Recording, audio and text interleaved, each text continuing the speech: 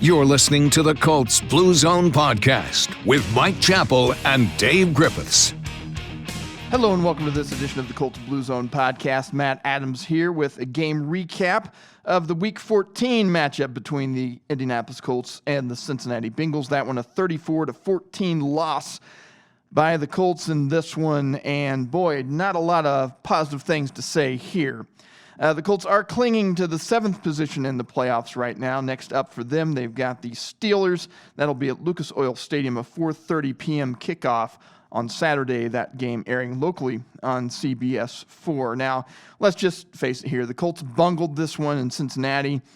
Penalties, poor defensive performance, 0 running game, special teams breakdowns, just all kinds of things. I won't even call it a questionable coaching decision, but you've got to ask some questions about coaching as well, because this team has been so good in all of those phases. And Shane Steichen, we'll hear from him in just a little bit, talked about complementary football and how the Colts have been playing complementary football. And really that has been the case the last few games, the last few wins that this team's had. It seems like, even if the offense isn't playing great, they're still making some plays. The defense is there to get turnovers, and the special teams have been solid. But this week, nothing really worked out well for the Colts. I mean, for heaven's sake, the game started with Gardner Minshew getting sacked on the first play after the kickoff. And it was kind of a harbinger of things to come, not necessarily on, Minshew being sacked a ton of times. He only ended up getting sacked 2 other times in this game, but it just kind of showed how things were going to go for the Colts in this one. They trailed 14-0 before showing some signs of life at halftime. Let's look at kind of these sequences and how this all played out. The Colts' first 2 drives resulted in punts. They really didn't do much. Their third drive led to a doink from kicker Matt Gay. Had a rough game in Cincinnati this week. Usually solid, has been really good for the Colts all year this year, but this was a rough game for him, and he was not alone here. Now, the Colts did score on 4th and goal with a pass from Gardner Minshew to Mo Alley-Cox, but Gay missed the extra point. That made it 14-6 in this one. Now, the Colts were the beneficiaries of a penalty in this case, in this drive. The drive kept alive thanks to a roughing the passer call against Trey Hendrickson, and that allowed the Colts to convert a 3rd and 14 in which it was looking like they were going to have to punt again. And, they did manage to take that ball all the way down, but just kind of show how difficult things were in this game for the Colts. They faced a 4th and goal at the 2, and, they decided to go for it because they were down 14-0 at that point, and they ran a little play-action pass. Zaire Franklin, I guess it was the Zaire package again, Zaire Franklin out there on the field. And, Minshew was able to kind of loft the ball up there. Mo Alley-Cox and his big frame go up and get it, and that got the Colts on the board.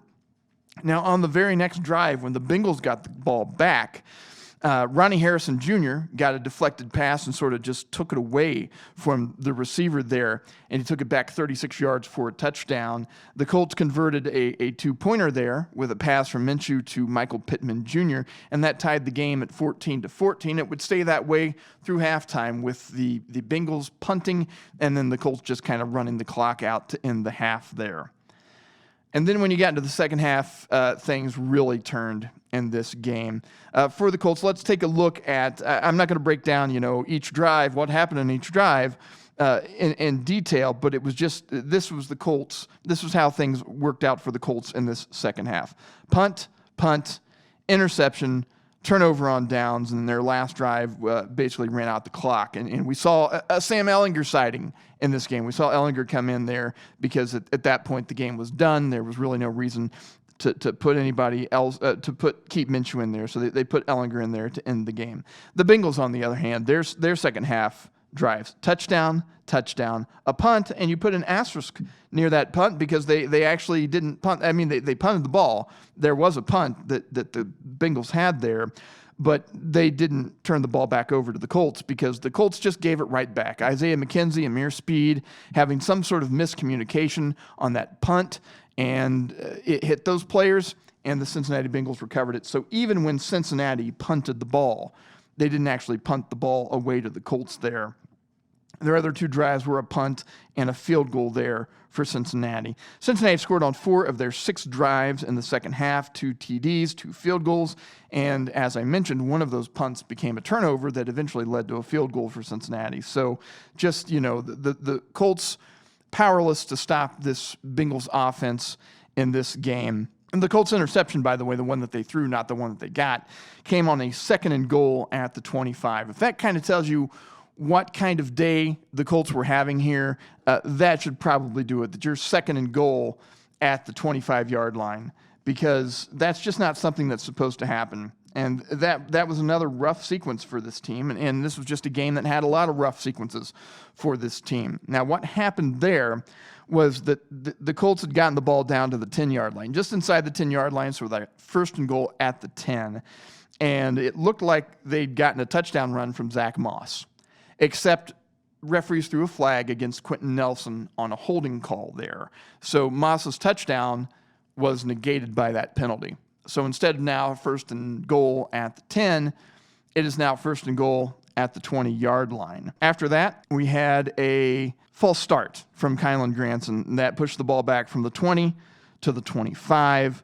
So they didn't do much with their 1st down play. Then on their 2nd down play, Minshew dropped back, got some pressure, and it ended up getting intercepted by the Bengals. And they didn't do anything with that drive. The Bengals didn't. This was one of the few times the Colts were able to stop the Bengals in this game. But still, that was looking like, at very least, although he'd missed one earlier in the day, at the very least it was looking like a field goal there for Indianapolis. But they didn't get any points from this drive. This was their one offensive turnover, the other turnover coming on special teams, the McKenzie Amir Speed punt that we were talking about, or that I was talking about just a minute ago. And you'll hear from me. I said this, and I hadn't listened to Shane Steichen's post-game comments yet. And then I listened to Steichen's post-game comments, and I had said, boy, it was just kind of that day for the Colts. And those thoughts echoed by Colts head coach Shane Steichen. Let's listen to his post-game availability after this 34-14 loss. All right, just start. No injuries to report as of now, so ready when you guys are. Yeah, I just think the complementary football, we've been talking about playing complementary football, last couple of weeks and trying to put out, great effort today, and a lot of self-inflicted stuff happened out there today. We get a drive going, penalty moves us back. We get another drive going, penalty moves us back. We get a holding call. A lot of that stuff, the punt, Amir runs into, Isaiah in that situation, like, geez Louise, stuff like that. It was a wild game, a lot of self-inflicted stuff that we got to get cleaned up going forward. I know, I wish I had a great answer for you. I really do. It was just one of those days. It was not our day. And I have full confidence in that group that's in that locker room that we'll get it cleaned up going forward. Not that I know. I don't know. Yeah, they right there was whatever. It would have been 3rd and 7, or I think 2nd and 17. They were already in field goal range, so it felt good with our defense. Hey, get a stop right here, and they're kicking a field goal anyway. So it was 2nd and 18. Shoot, if they pop something, it's going to be a 3rd and 7 again. Maybe, who knows, right? So that was the decision that was made there. Shane, did you feel this coming at all, like practice? Not at all. I thought we had a great week of preparation. Thought the guys were locked in. The energy was great in the locker room for the game, pregame warm-ups, all that stuff felt really good, and just wasn't our day, obviously. Well, you lean on everyone in that locker room, players, coaches, right? Obviously the leaders on our team, those veteran leaders, obviously the coaches as well, getting those things cleaned up. And really, like I said, a lot of self-inflicted stuff, just penalties in critical situations, and some misfortune stuff that happened out there today. And it was just kind of an avalanche of stuff that happened that we can't allow to happen going forward. We hear all the time about how games in December often won in the trenches. That didn't go your way today. How much confidence, I guess, do you have that you can get that part kind of correct? Oh, I have full confidence in the guys up front that we'll get that corrected. We got the right men in that room. Obviously, like I said, today wasn't our day. Credit to Cincinnati. They did some good things and made some big plays. This is what it was. Do you think this is a little bit of a trend of the running game to get some run OJTs out, obviously, but just not being able to kind of do it? Yeah, no, I don't know if it's a trend, right? I mean, sometimes you have 2 weeks where it doesn't happen. The next week you might pop for 200. So I don't have a great answer for you there. We got to go back and watch tape, evaluate it, and make sure we get it cleaned up though in a hurry. What do you think to their success in screen passes today? I know. I mean, maybe I got to go back and look at the tape, but yeah, they popped a few. Obviously, some big ones that were explosive. So I got to go back and look at the tape and look at it. How did you see players like Ronnie step up today, especially in the big Yeah, no, Ronnie did a great job. Obviously, that was a huge momentum for us right there before the half, getting that pick. Again, I got to go back and look at the tape, but obviously getting an INT right there was big by Ronnie. Do you think that the screens maybe made it a little harder on the pass rush? I think it depends on situations. You always got to be alert for screens, but when are they calling them? First and 10, second and pass situations, who knows? But I think, they obviously hit the screens at the right time. You can hit those at the right time, and it looks like they did. I got to go back and watch the tape, though. I'm kind of surprised with Matt Gay, a couple of struggles today. I don't know if the second one maybe there was the snap right there. Yeah, no, I got to go back and look at the tape. I have no concerns about Matt. Obviously, we missed the PAT and a field goal, but have full confidence in Matt. I mean, yeah.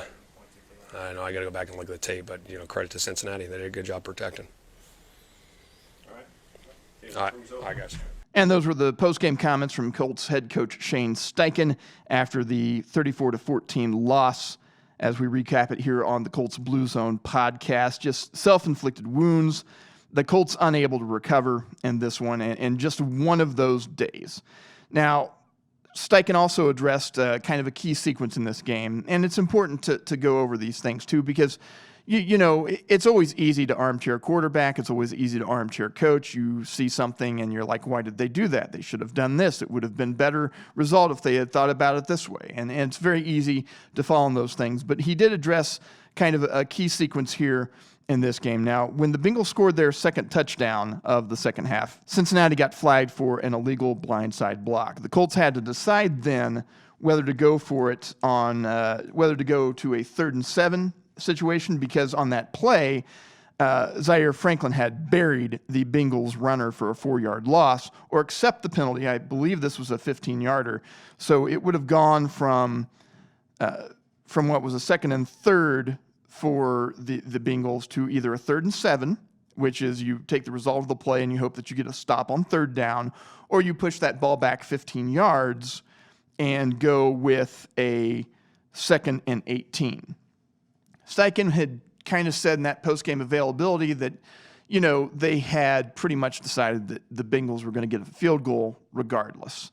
So they were going to cede that field goal on a 3rd and 7 play, hoping that the defense would get a stop. Steichen ended up declining the penalty there. So that set up a 3rd and 7 instead of a 2nd and 18. On that 3rd down play, unfortunately for the Colts, the Bengals got a 6-yard pass to set up a 4th and 1. The Bengals were able to convert there. They converted that 1st down, and the Colts were unable to stop them, and that resulted in a touchdown. And it wasn't the deciding factor in this game, but it was certainly a major turning point, because the Colts, who had rallied from a 2-touchdown deficit earlier, now faced another 2-touchdown deficit. And you kind of think that maybe if it's a 10-point game at that point instead of a 14-point game, maybe they're kind of able to eke their way into this one. I don't think that was going to be the case here, because, again, this was just one of those days for the Indianapolis Colts. All right, let's take a look at some key statistics here for Indianapolis. In the box score, Minshew, 26 of 39 for 240 yards, touchdown, interception, 3 sacks, including the one on the very first play of the game here. Zach Moss, 13 carries, 28 yards, 2.2 average. The Colts run game absolutely going nowhere right now. Moss added 4 catches for 28 yards. Michael Pittman Jr. continues to be the Colts passing game, 8 catches for 95 yards. He also had that 2-point conversion catch. Will Mallory, 5 receptions, 46 yards for him in this game. He seemed to be the featured tight end this week. Josh Downs, 3 catches, 32 yards. Alec Pierce, a couple catches for 22 yards. Pierce with that big game last week, not able to quite, follow that one up with a big performance. Kylan Granson, a couple of catches, 17 yards. Mo Alley Cox, 1 catch for 2 yards. He had that touchdown. Colts were 3 for 11 on 3rd down, 1 for 2 on 4th down. Outgained significantly in this game, 385 yards to 272 yards. and the Bengals were also significantly better on yards per play in this one. And, I just kind of noted that throughout the whole season, when we mentioned Bernhard Raimann, the Colts left tackle, we don't really have to mention him very often. And when we do mention him, we get to say good things like he had a solid game. Well, this was a rough one for Raimann, playing one of the great pass rushers in this league, or at least great pass rushers for the Bengals, Trey Hendrickson, and he got exposed a little bit in this game. Like I said, that first sack was a bull rush. And then Hendrickson's second sack, I believe, came off of Raimann as well. He had a couple of penalties in this game. He just had a rough one. And he was going up against an excellent pass rusher this week. You don't like it when you have to talk about your left tackle, because when you're not talking about your left tackle, that means they're doing a good job. And really, for the most part this season, Raimann has been playing very, very well. And I think that the Colts may have found something here in left tackle of the future. That doesn't mean that he's always going to have a great game every time. And, given that the fact that he is not the only one who had a rough game in this one for the Colts, I mean, you can look at a lot of things on offense, the line not being able to make up much room in the running game, Zach Moss not being able to find much there or be effective. The defense just allowing long drives and big chunk plays, and not being able to identify a screen pass early on. The Bengals were able to hit trying to take advantage of that aggressive pass rush from the Colts here, and it really came to get them, especially early in this game, and a couple other points as well. So I'm not gonna kill Raimann for having a rough game here, because everybody else did. It just is noticeable that in a season where he has been pretty solid on the year, we're noticing that we have to call him. We had to call his name a couple of times because of some of the things that happened on the field, because he had a rough game. So that's kind of how things shook out on the offensive side of things. Let's hear from quarterback Gardner Minshew. Yeah, no, I think we're all on the same page. Today wasn't what we're about, wasn't what we want to be about. A lot of self-inflicted, wounds. We got to figure it out. We got to learn from this, grow. But I think we should still have a lot of confidence in the body of work we put on tape this year, and the work we've done together. So I think we're going to come together, get better, and be ready to go next Saturday. Shane talked to us about I think it definitely was out of character. especially as kind of what we've been doing these last few games, kind of just scrapping, fighting, clawing, finding a way. And, even there, before that run, they got, the holding is like, man, we're going to find a way to get back. I think everybody genuinely feels that way, no matter when the game is. But, just got some things you got to clean up and, put better ball on tape. What do you think of this shifted in the second half after, Ronnie gets the pick six, tie the game? What do you think kind of didn't carry over to the second half? Yeah, I don't know, man. Just a couple, play here or there. Something's going well, a drive's going well. Penalty, something's going, just one thing or another. Wasn't anything or anybody in particular. We all have mess ups today. I think we just have to tighten up. We have to have that sense of urgency all week, because we're playing really important, meaningful ball right now, and we got to prepare that way. Your first scramble, it looked like you kind of stumbled a little bit on the way up. Mm-hmm.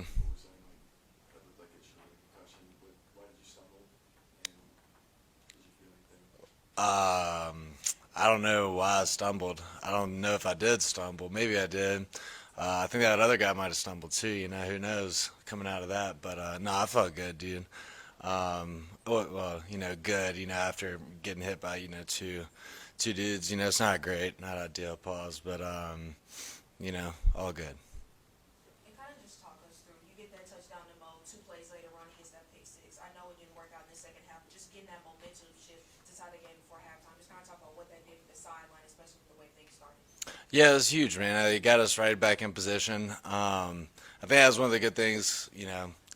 Wasn't a ton of good things out there today, but one of the good things is I felt like we all, genuinely believed that no matter any point of that game, we were going to figure it out and, find a way. And I think as long as you have that belief in yourself and the team, you're going to have a chance to win games. Is it more frustrating because it was so much of it was self-inflicted? Oh, absolutely. Absolutely. But it's also encouraging, because we can go out and we can fix those things, and if we do, we have a shot to be a really good team. So I think we're going to double down this week at our process of practice and just continue to get better. All right. All right, thank you. You just heard from Indianapolis Colts quarterback Gardner Minshew on the Colts Blue Zone podcast. And, you've listened to this show probably. If you have, thank you so much for listening to us. You've heard Gardner talk before, and, he says a lot without saying much.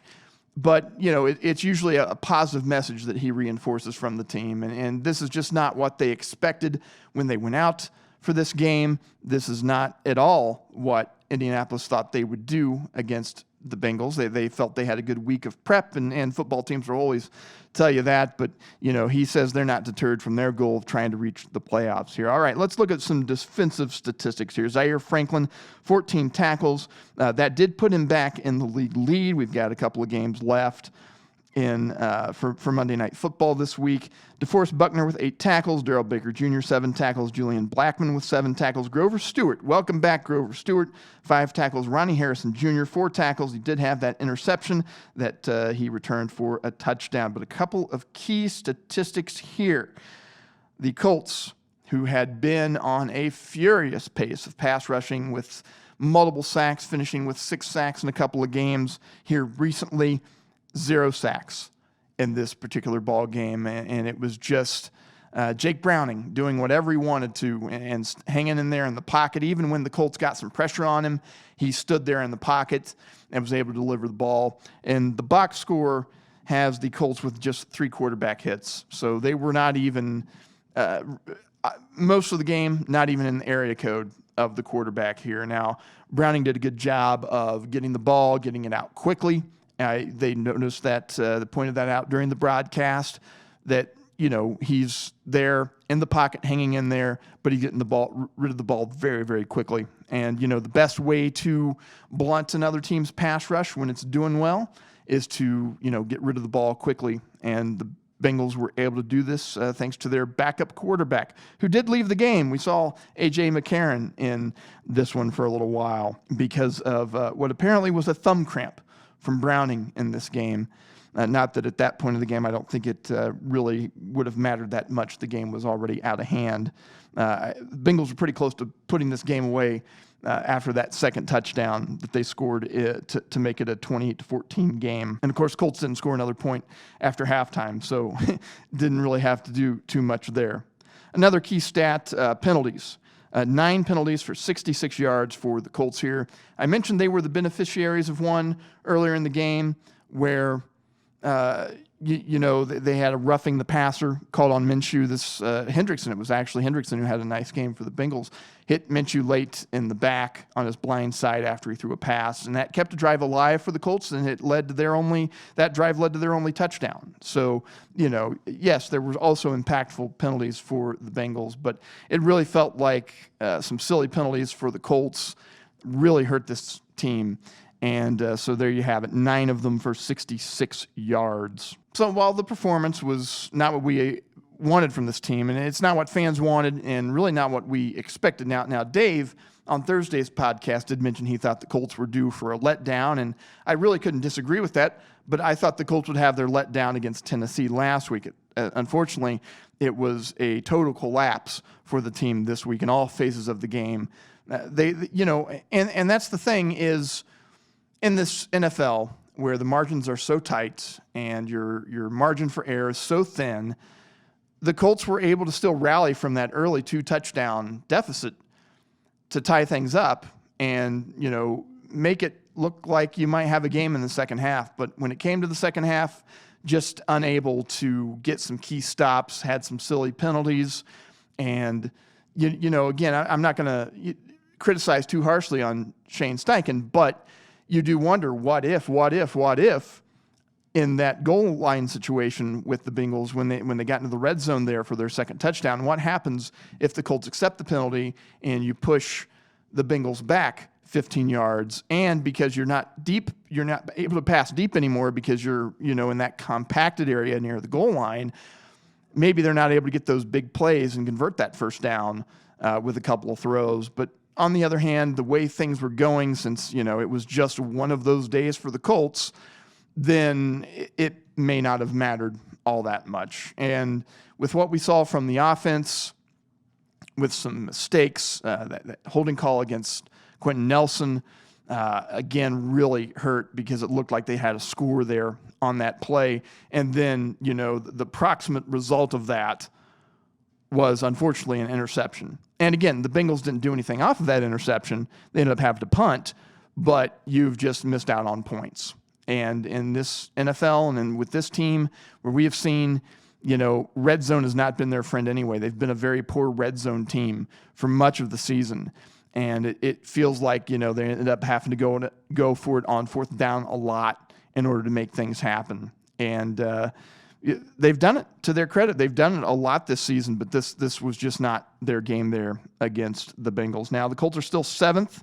If the playoffs started today, you're looking at like a multi-team tiebreaker with some head-to-head stuff involved and like AFC conference record being figured in.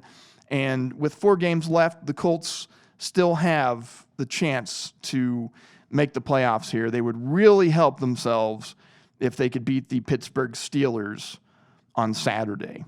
Despite their loss, they did get some breaks this week, and that's why they're still in the 7th spot, is because Houston was unable to take advantage. The thing that hurts probably the most is that the Colts had a chance to really put the Bengals' playoff hopes on ice for a bit. They really had the chance to distinguish themselves amongst all these teams that are sort of muddled in this 7-6 area of the playoff picture. They were not able to get that separation. They got a loss from Jacksonville this week. And again, Jacksonville swept the Colts this season, has essentially a 3-game lead over them. The Colts have to best Jacksonville by a game.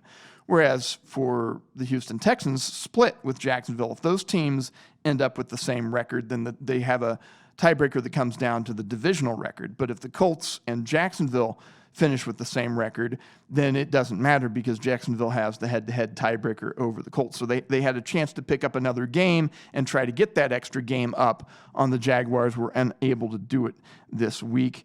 And then again, the Steelers losing surprisingly a little bit.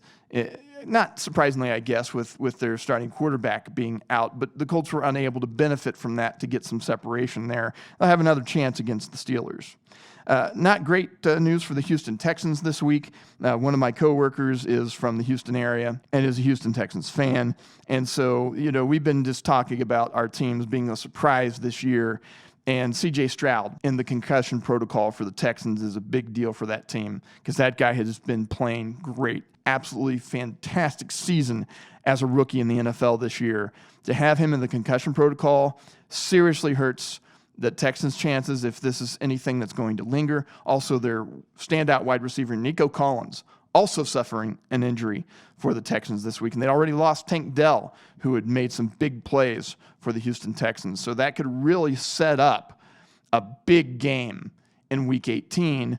Or, it may be the fact that if Stroud's not able to play for a bit, it may really hurt their playoff chances. There are some playoff scenarios. And it's crazy to me that there are some playoff scenarios in play in which the AFC South, which one of the worst divisions in football, especially last season, the AFC South could end up with 3 teams in the playoffs. You'd have your division winner, of course, they get in automatically.